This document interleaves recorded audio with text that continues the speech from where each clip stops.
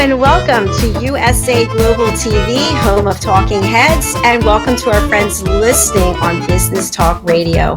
I'm Dr. Jacalyn Kerbeck, and our show today is the United Kitchens. We have two incredible celebrity chefs who are here with us today, and let's see what they have cooking.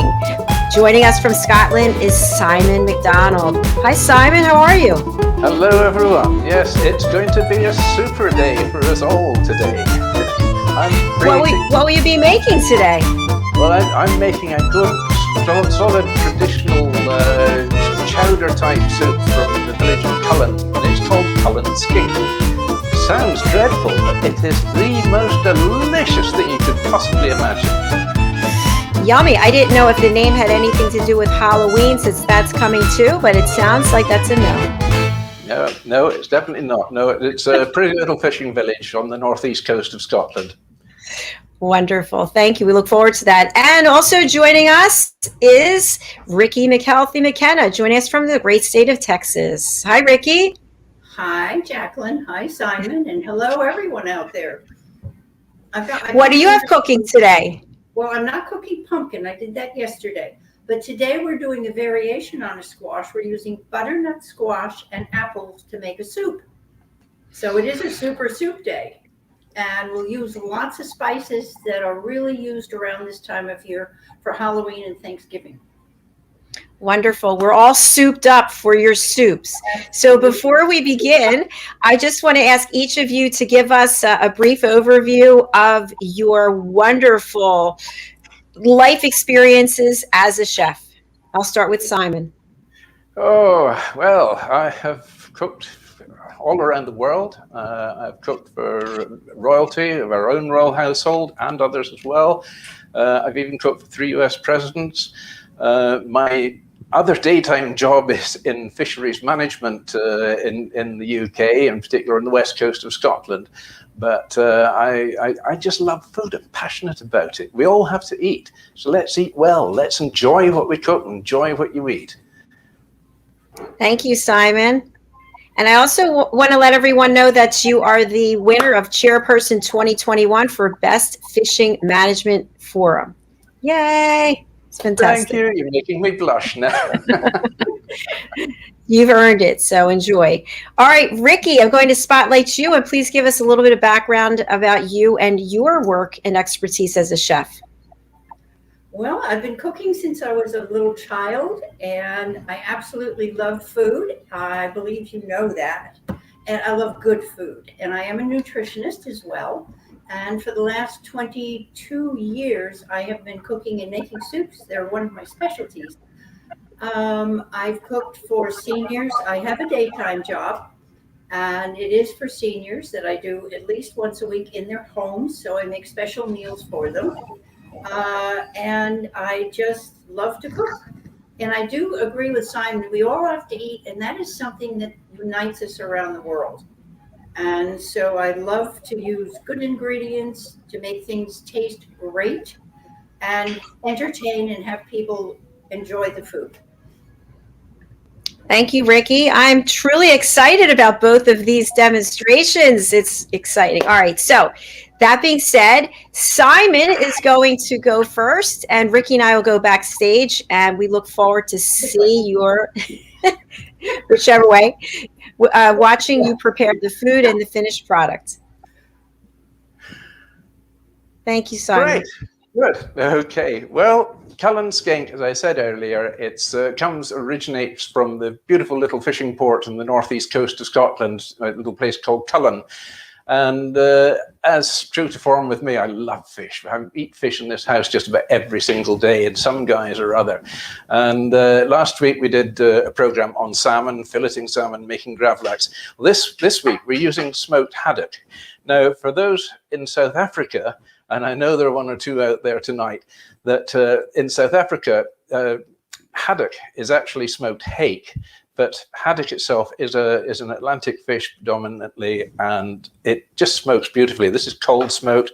There's no artificial dyes or anything in at all. It's had a salt marinade brine beforehand and then put over natural smoke, which is cut from shavings from whiskey barrels. And to unite the kitchens again, the whiskey barrels are made from American oak, because it's a denser oak than the French oak, so it doesn't expand and contract as much, so you don't get leaky barrels. So to start with, we've got the haddock, we've got shallots, we've got red pepper to give it a bit of color. We've got mushrooms as well, which helps as a thickening agent. We have double cream. We have wine, and for this one I'm using a lightly oaked Chardonnay, a Signal Post Chardonnay from South Africa as well, so there's a bit of a South African slant to tonight. And we've also got over here, which I've just taken off the boil, got some potatoes, which are diced down into about 1/2 inch or 1 centimeter type cubes, approximately. With this, rough is ready is good. You don't need to have exactly precise sizes of this, that, and the next, but it gives nice texture, gives nice flavor.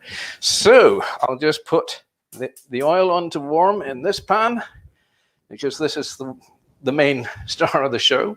And we'll start off with the shallots. I've actually already chopped some there, but I'll just do another one just now as well. Take the top off, take the bottom off, slice it down the middle, and then peel the skin away, just like that. I'll just use half of that just now. We will cut it long ways, down there, again and again, and then about 1/2 inch, 1 centimeter in, and that's it. And that's ready. Just pop that in with the others. And we just want to soften those down, let them go white. Lovely. Now, mushrooms. Again, some I prepared earlier. Put them in as well. There we go. Leave that one over there. Now, knife skills time tonight. We did the sharpening the knives last time. This knife has been nicely sharpened up. So when you're chopping with a mushroom, keep your fingers like that. Otherwise, when you come to chop, you'll give yourself a pretty smart manicure. So we don't want to manicure tonight. I've already done it. So we do that, and there we go. And just rough cut, but fairly thinly sliced. There we are. Just pop that in as well. I'll just leave that in there. There we go. Go in there. The red peppers, the same. Again, some pre-chopped. So that goes in like that. And for chopping the red pepper again, just take the top off. Leave the seeds in. Some people prefer to take the seeds out, but no, I'm fine leaving them in, because they will soften down when in the cooking process. So there we are. Just cut it into sort of thinner strips, and then just chop it fairly small this time with the red peppers. And this will just gives a lovely bit of color to the finished dish. Really does. It makes the whole thing come to life.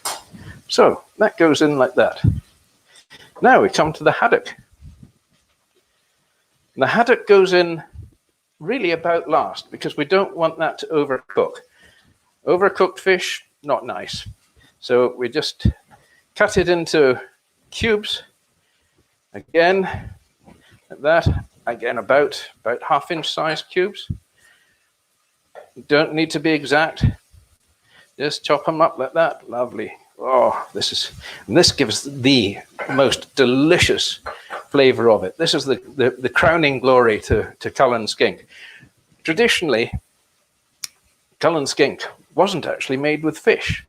Most people believe that's what it was, but in actual fact it wasn't. It was meat, and it was usually mutton, which is sheep, matured sheep. It was a poor man's food. And so once sheep started to run short, well, everybody was fishing anyway. So they would be using whatever local fish they got at the time. But there were a lot of haddock around there and a lot of pollock as well, very, very similar. Even cod, again, very, very similar. And every house tended to smoke to preserve. So this is where we got the smokiness from the Cullen Skink. And it's just really, I can't emphasize too much just how wonderful this dish is. Now, our potatoes, which we'd already been cooking earlier, we're not going to mash them. We're going to crush them so that they're still in relatively whole but textured. And it roughens up the edges as well. Again, this helps just to make the soup that little bit thicker. Now, there we go. So it's like that. And it's not actually mashed, but it's crushed. Yeah, just give this a little stir around just now.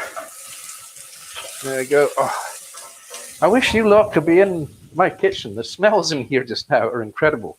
Now comes the nice bit. Bit of wine. A good glassful. May as well have a good, nice glassful there as well. This is actually a very delicious wine. South Africa is producing some amazing wines just now. I mean, I'm a great fan of Napa Valley in the States, but South Africa's greatest secret really is their wine. Yep, that will work really nicely with that. So what we've done now with the wine, just let that simmer for a little bit. It takes the alcohol out of it. It's sad, but we want to be sober by the time we finished our Cullen Skink. We don't want to be falling all over the place because you burn your fingers. So, right, the potato that's crushed, we'll just whack that in. There we go. And I didn't drain the water off, you'll notice.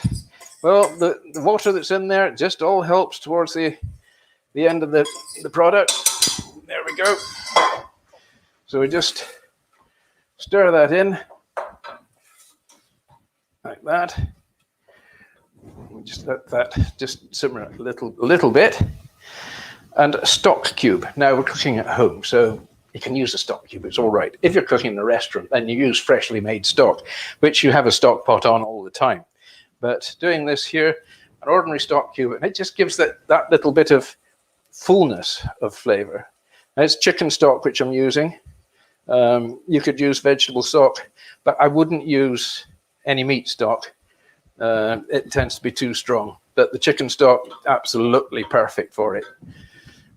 And there we go. Now, let that just simmer for a little second.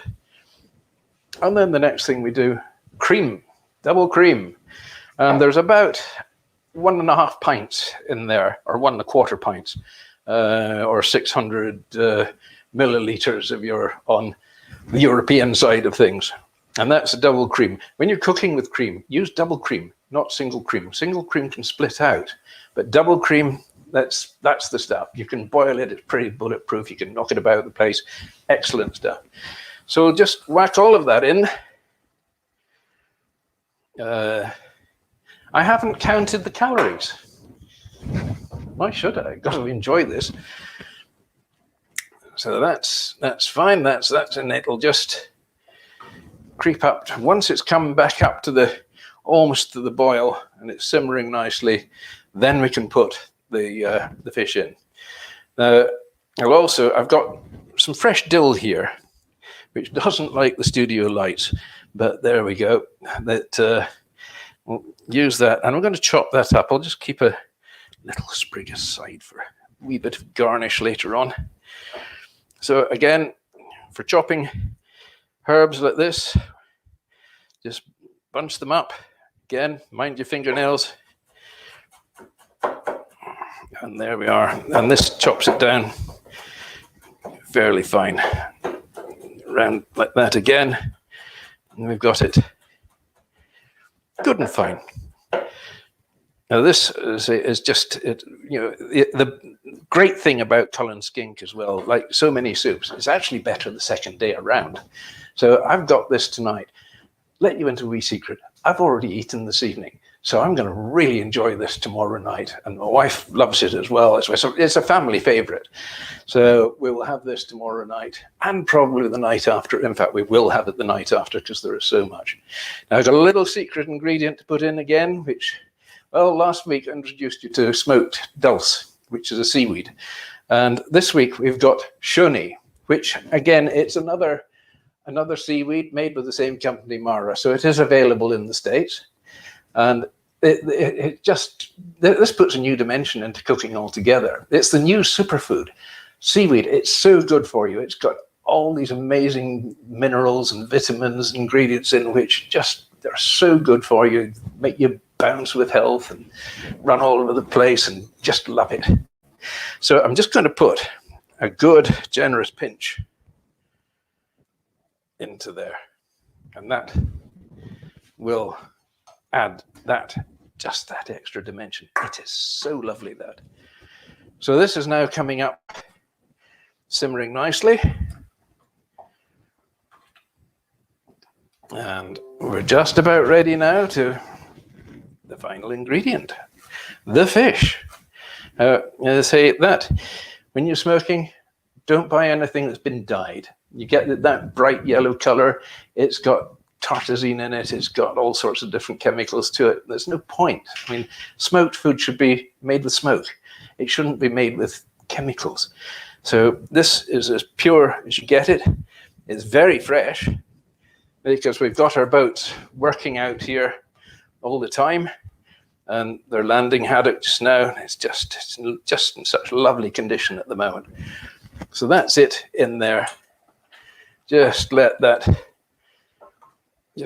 blend in, and the flavors will just work their way through it. Absolutely delicious.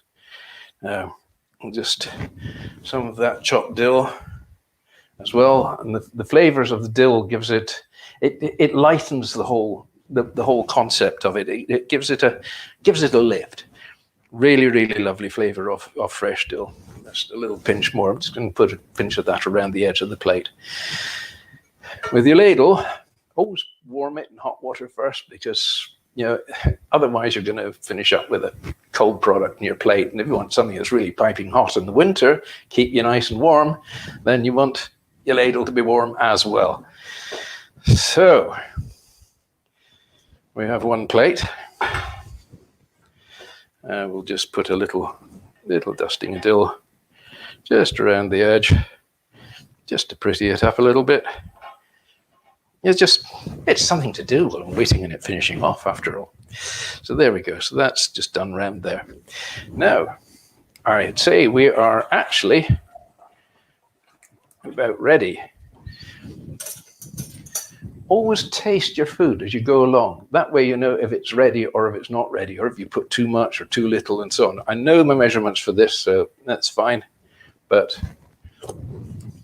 oh my goodness. Oh, this is fantastic. I love it. I'm ready. So, we bring this over here. One final wee stir around.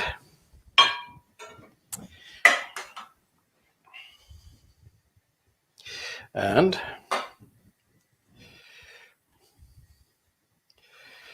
there we go.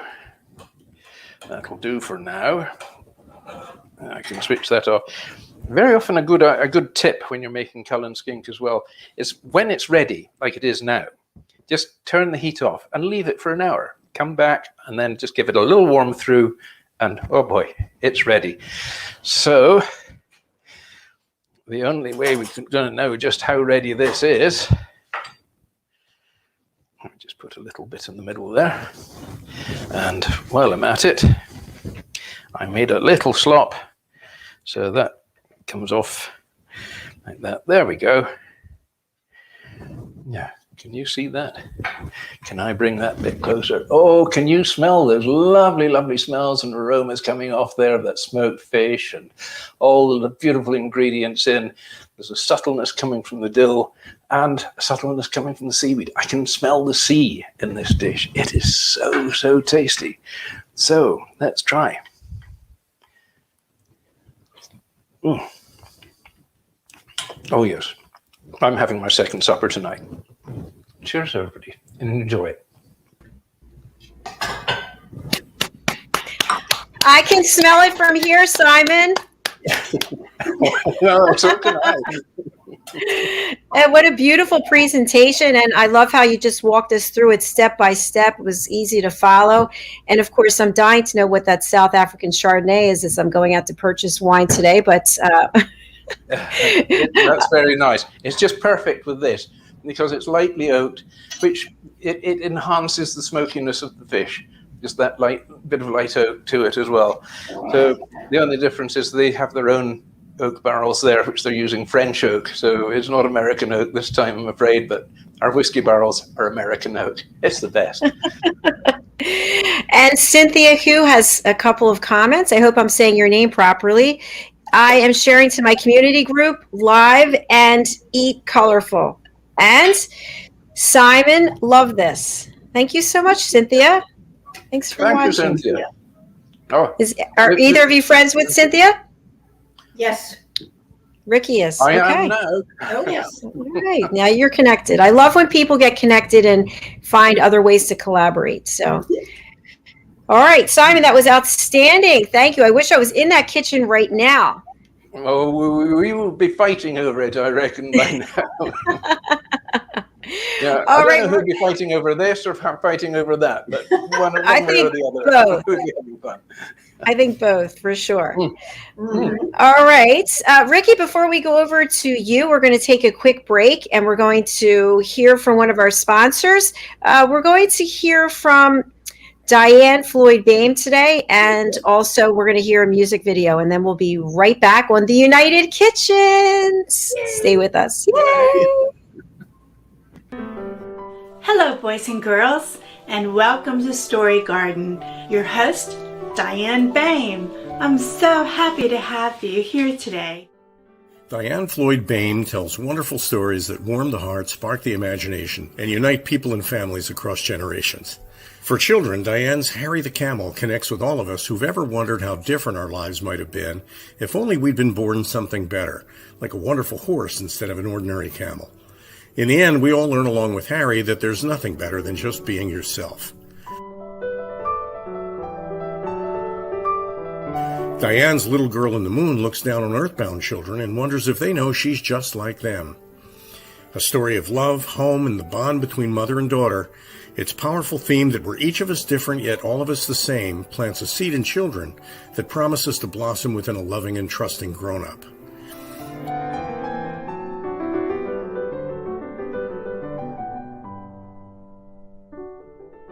Diane's new biography, Rise, recounts the experiences of her grandmother, Ruby, to reveal the hidden strength of the human spirit. Ruby's story inspires all of us to become the best versions of ourselves. You'll find all of Diane's delightful books and much more at DianeFloydBame.com. Visit DianeFloydBoehm.com. That's DianeFloydBame.com.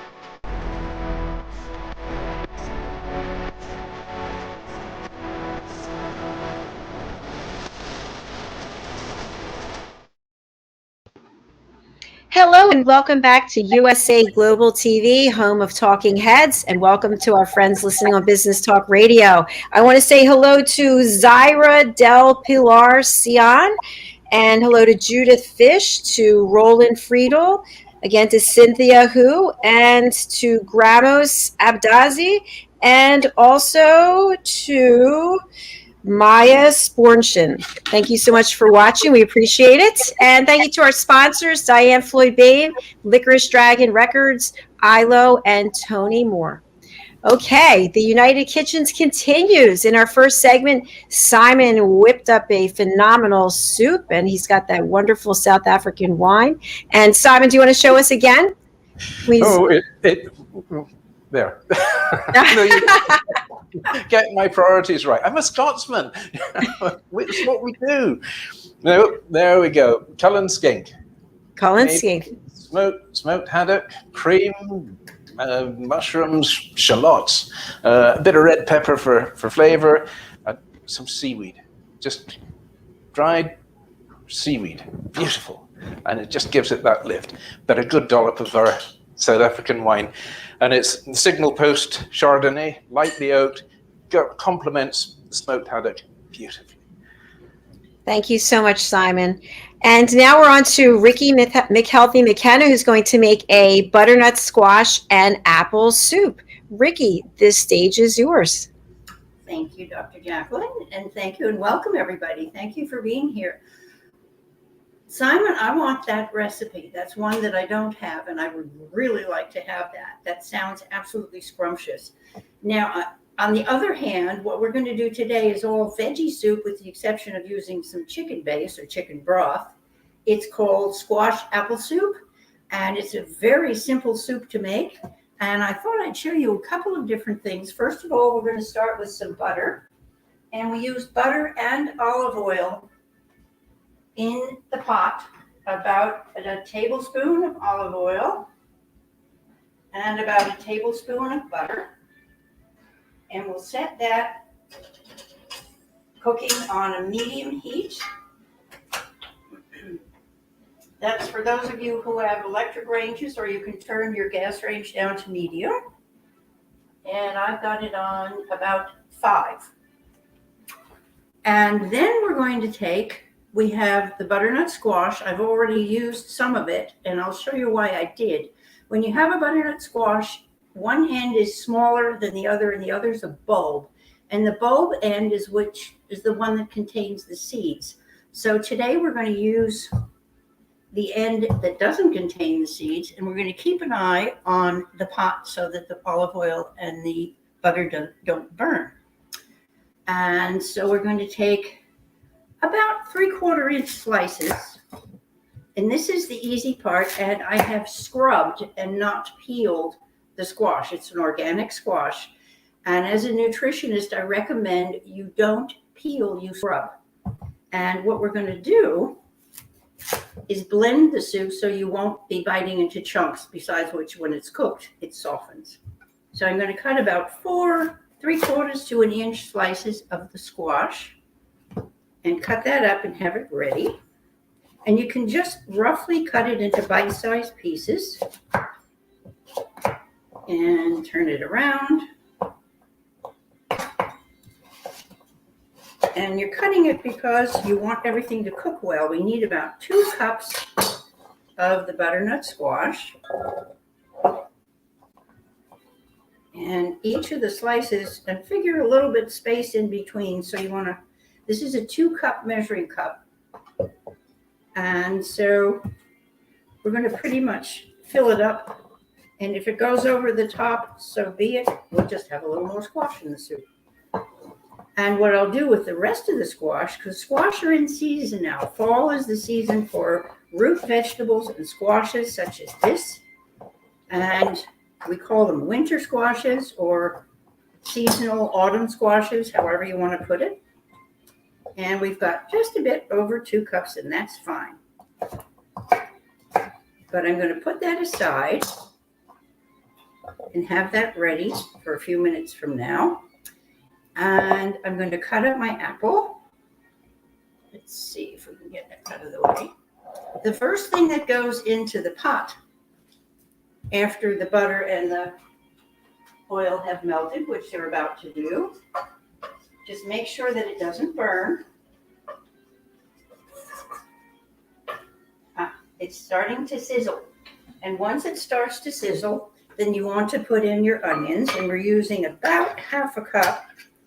But as an intuitive chef, I use more of what feels good or smells good and tastes good to me. So I'm using a teeny bit more than half a cup. We'll just throw the onion in there. And let's see what's next. The leek. I know that a lot of people have a bit of a fear of using leeks simply because they're a pain in the neck to clean, and they're not sure that they're going to have them clean. And I love the flavor of leeks. And we're going to use both the green and the white parts of the leek. So I thought I'd show you how to clean one. When you get the leek, cut off the edges of the green part and cut the bottom off, of course. And then slice down from the top about halfway through.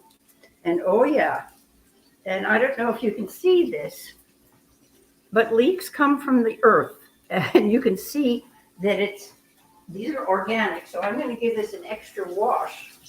But that's the best way to cut it, to wash it, to make sure you get all the dirt out of the leek. And to enjoy the flavors, because they really are absolutely delicious and completely different from an onion. So they add the flavor of the leek. It's a lighter flavor and a little more exotic.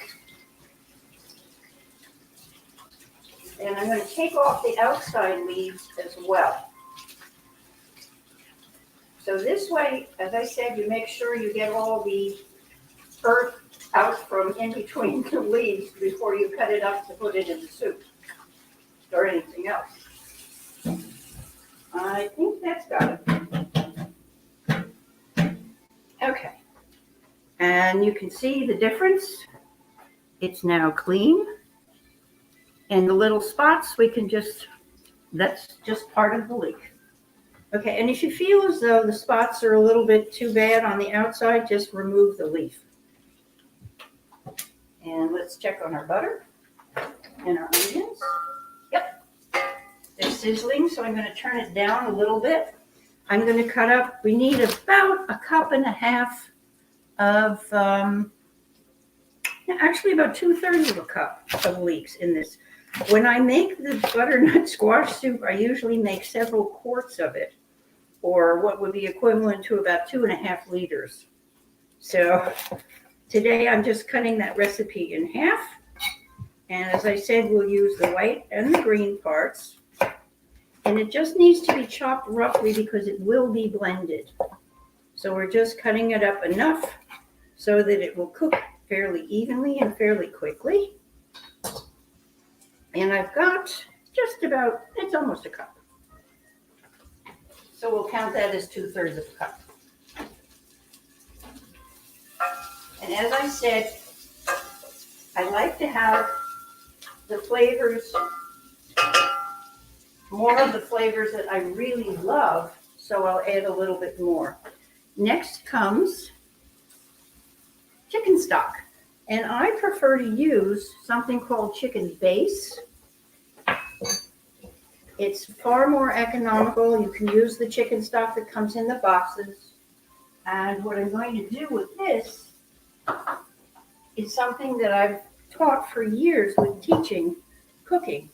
I'm going to take my stock, and when you've got something that on the stove that you don't want to stop the cooking, and the best way, to make the chicken broth that goes in is to use hot water. So I've taken my tea kettle, my hot water kettle, and I've heated the water. And I'm going to take, it calls for about 2 cups and a half of chicken stock or chicken broth. So I'm taking my boiled water and I'm mixing it up in the measuring cup. And I'm going to blend it now so that it dissolves before I put it into the pot. And there we go. And I need 2.5 cups approximately. We will add some more water too. But for now, we're just putting in the chicken broth on top of the leeks and the onions. And there's my blended chicken broth.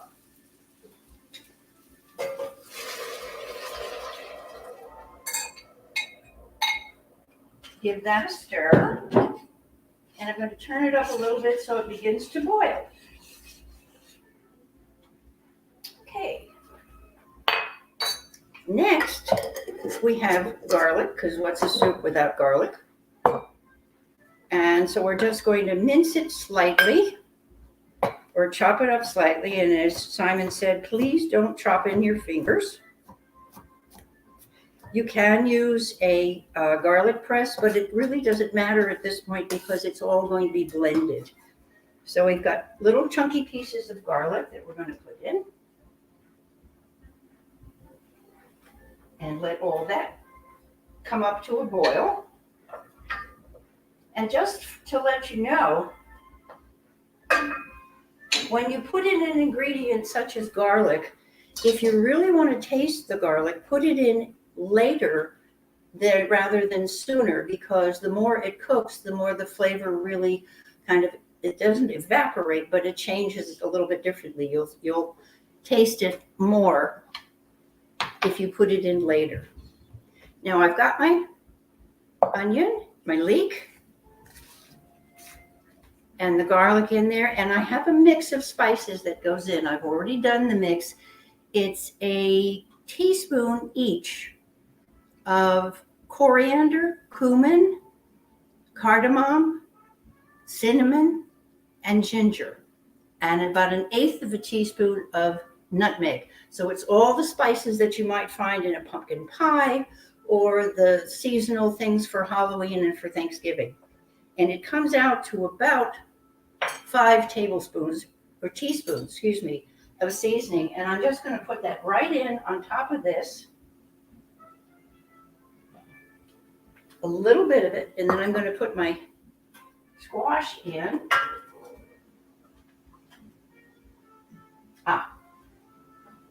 And now for the apple. And we've got a few more things to go in, but this is a very simple soup. If you don't have one of these wonderful gadgets, I would suggest getting it. It's an apple corer. And the only thing you have to be aware of, I'm using a Fuji. You can use Fuji apples, you can use Honeycrisp, Gala, whatever your choice is. The sweeter apples work beautifully with the squash. And what you do with this little gadget is just push it down. And you end up with 8 slices and a core. Very simple, very smart, especially if you're having fruit, making a plate of fruit, and you want to cut things up very quickly. And if you notice, I'm not peeling the apple as well. So we're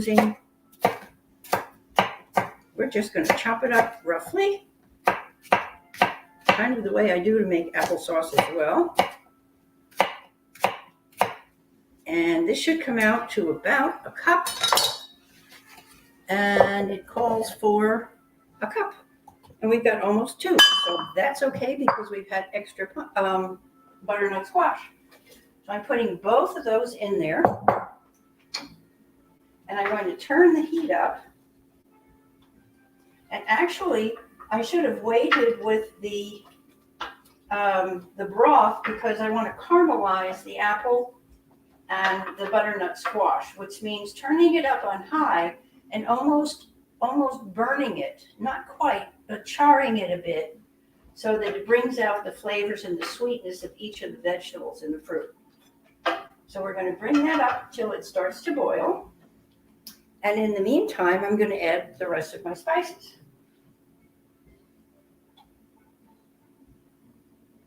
And it looks like a lot, but once the soup starts to really brew, it blends in beautifully, and the flavors are just marvelous, and so is the aroma at this point. And I found it interesting because I think that Simon and I both appreciate the aromas from cooking as well as the flavors. And that's usually if you're having a party, which, by the way, we're having a birthday party on Sunday. It's my sweetheart's birthday, actually November 1st, which is Monday. And we're going to have the soup, which will sit for 2 days in the refrigerator and blend beautifully. All the flavors do come out even more once you let it sit in the refrigerator. So meantime, while that is all brewing, I'm going to take my lemon and I'm going to zest a little medium lemon, which goes in on top of everything just before it sits to cook for about 45 minutes. So carefully zest a lemon. Usually a medium-sized lemon is good for this soup, for the amount that I'm doing now.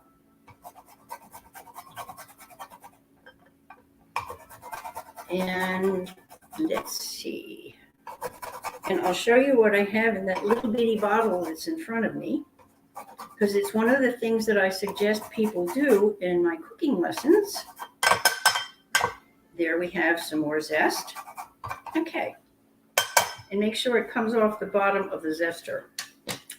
This is, we're boiling.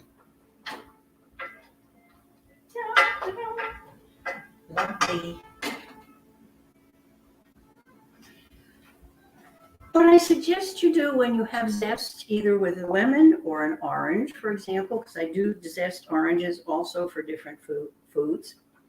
What I've done is taken a little bitty baby jar that I think had some jam or something in it. And I take this and I put my zest in it and freeze it. So that when I need the zest, which I need a teaspoon now, I'm going to have the zest already. And of course, I've zested some more, so I can add that to the soup as well. But I'm going to take out a teaspoon of the lemon zest and put that in my soup. And mix it up. And let it bubble. And the recipe suggests that I take the cover and cover it partially so you can balance your cover on top of the pot. And let it sit there so that it's partially covered, but make sure that the pot lid is tilting into the pot, not out of it, so that all the condensation and the juices that rise from the boiling go right back into the pot so you get all the flavors. And in the meantime, I'm going to take the rest of my zest that I just did and put it in my jar. And I use some of it as a garnish as well once I'm serving it. So normally I would put it all in the jar. And I'm going to keep some of it out here to use as a garnish. And then take the rest of it and put it back in the freezer. So that's my hint for the day with that. When the soup has boiled, this soup gets blended. And I have my immersion blender, which is the handiest tool I've ever had in the kitchen. And I've already blended some of it. So I want to show you how it looks when it is finished, because all those wonderful vegetables in there. I don't know if you can see it. I always have trouble with this part. It's a thick, wonderfully rich soup, due not only to the butternut squash, which is thick and rich, but also the butter as well as the olive oil that goes in when you first do the onions and the leeks. And what I love about it is it's a very hearty, warm soup that you can serve in the winter time or any time. And this time what we're going to do, this is an option for it. So today I think I will take just a wee bit of honey, and you don't need a lot of honey, but the honey adds a smoothness to it. And I'm using about a teaspoon, and I'm going to put it right in the pot. Great honey. And just mix that around.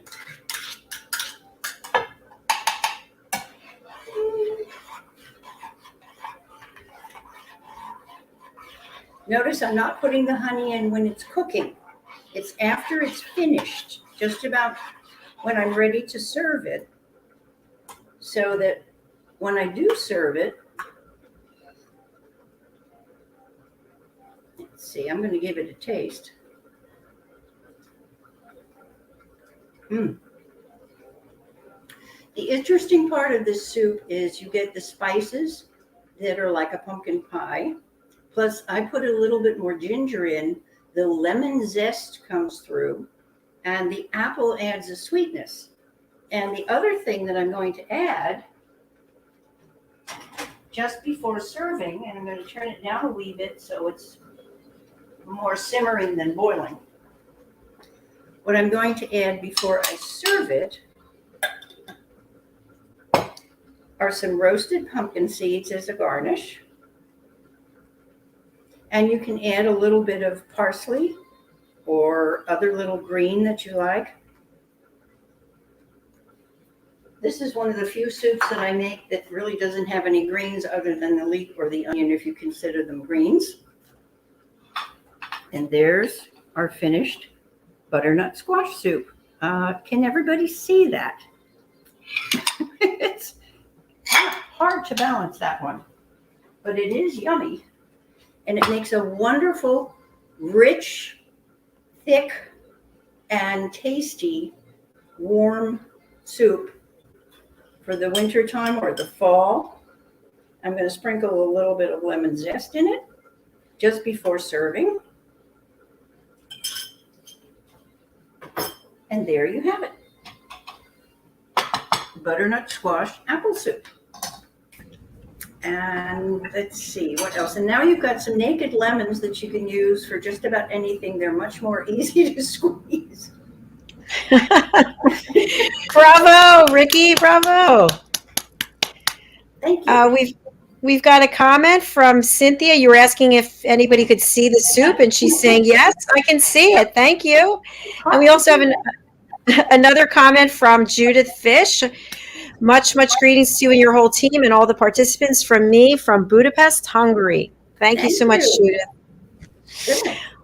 All right, Simon, what feedback do you have for Ricki from Chef to Chef? So your party's on Sunday? Yes, it's actually Richard's birthday on Monday, but we're having a party on Sunday. I'll be over. I'll bring a good quantity of Viognier, beautiful wine that will go absolutely superbly with that. I think the one you've got right there would be beautiful with it. It would be all right, but the Viognier is a French grape variety, and it is absolutely sensational. It would be so good with that. It really would be absolutely lovely with that. That happens to be my very favorite wine, and I had an experience with it once that was very satisfying, to say the least. I went to a wine tasting, and we had several glasses of different things, and we had to guess what the wine was. We weren't told ahead of time. And I said, Viognier. And they went, yes. Yes. Very distinctive. Absolutely a delicious white wine. It's a blend. It is. It's got a nice fruitiness as well, which just made me think that this is really going to work so well with that soup. It'd be absolutely delicious. Yes. It brings out, each of them bring out the flavors in the other. So it's absolutely. Yeah. No, I was just looking in my racks there. I haven't got any left. Time to make a purchase. Juliet loves it. I have to get some. Juliet loves it as well. So That's what it doesn't last in this house. That is my favorite white wine. And actually, I found this works well with a really good crusty bread, like a focaccia bread, and butter. A little bit of salted butter. Why just a little bit? Okay, a whole bunch. I love it. Everything's better with butter. I love it too. Let's hear from a couple people. It's Cynthia. Thank you, Ricki. I am hungry. Awesome. And by the way, thank you, Cynthia. Cynthia also has a cooking show in which she has several people participate, and I am one of them. And Oh, how it's lovely. delightful, yeah. That's And wonderful. I made the Thai burgers that we did last week and the hamburgers on her show last week. Ah, all right. Now I'm getting to understand the cooking community. Oh my goodness, Gail yes. Tolan. Thank you, Ricki. What are you serving with the soup on Sunday? I believe it's going to be lemon pepper chicken, which is Richard's specialty, as well as a green salad. It's a share. People are bringing different things, and I have some pesto that would be kind of interesting on the focaccia bread with this. I don't know that the flavors would blend. I think the flavors might blend. The basil pesto. Guess what? Pesto is my favorite thing in the whole world. All the stuff I gave up, I did not give up pesto. I Don't love give it. up pesto. No, it's Knock out. absolutely wonderful. Yeah. And from Cynthia, thank you, Dr. Jacalyn Kerbeck, for this wonderful show. Thank you, Cynthia. We've got to get you on the platform, Cynthia. Absolutely. Go over to drjacalyn.com, book your session, and sign up. We'd love to meet you and have you on the program. So, all right, my friends, it is time for us to say adios, adieu, au revoir for now, because we have another show in 5 minutes. But before we go, Ricki McKenna, how can people get in touch with you? Well, that is my telephone number. I'm in the United States, so if you're out of the States, it's 1 + 970. And you can also see me and reap some of the recipes. They will be on patreon.com. That's patreon.com/Ricki McHealthy. Just all one word. And that's my website. As I say, you'll find the recipes on there, as well as some information and more tips, how to clean leeks and how to do other things in the kitchen. Really simply. Thank you. Thank you. Thank you, Ricki. Thanks so much. Simon Macdonald, how can people get in touch with you? Send a carrier pigeon and I will cook it and send it back with you. But you can always try the good old-fashioned email variety, and it's macdonaldsimon@ymail.com, and that's MacDonaldSimon @ymail.com. Thank you, Simon. And I also want to say hello to Diane Floyd Babe, who's watching, and I hope I say your name right, Jamal Kamal Ahmed. Thank you so much. We appreciate it. All right, friends, we are coming right back straight away with stories of hope, inspiration, and overcoming adversity. And my guest, Dimitri, is joining us from the Netherlands. So do stay tuned for that. And I'm just going to play the closing credits and say goodbye for now. See you all later. Bye. Thank you, everybody. Thank you. See you Thank next you. week. Don't forget Bye next now. week. Next See week. you next week. Bye-bye.